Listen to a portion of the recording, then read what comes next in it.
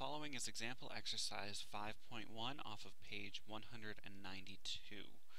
This question deals with a simple conversion from 49 torr into atmospheres and then again into pascals. In order to do this problem, we need a few numbers. We need our conversion factors. Those can be found on the same page as the example, page 192, or on your equation sheet in column 4 near the bottom.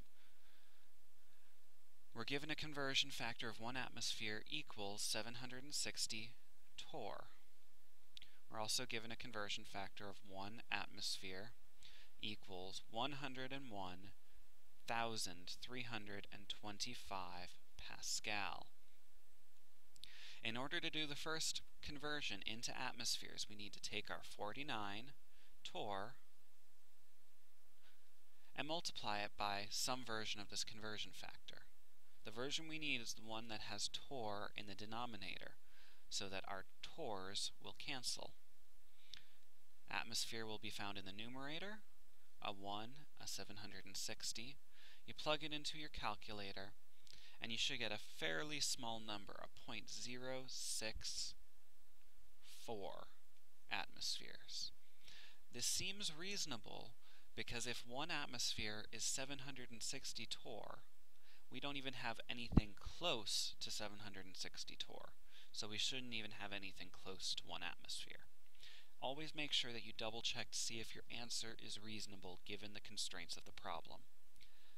Now for converting into Pascal, we have two options. Our first option is that we can use our answer from before and convert it from atmospheres into Pascal. That's messy because we're using a calculated number to calculate something else. Whenever we can, we want to start with the original number. Except I really don't have a direct conversion factor between torr and Pascal. But if this equals 1 and that equals 1, we should be able to make a new conversion factor where 760 torr equals 101,325 Pascal.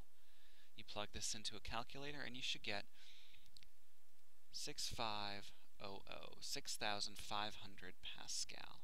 Again, think about how reasonable this is. We don't have close to 760, so we shouldn't have close to 101,000. We have 6,000, and 6,000's about 6% of our overall, which means that our torr should really be about 6% of 1 atmosphere. It seems reasonable.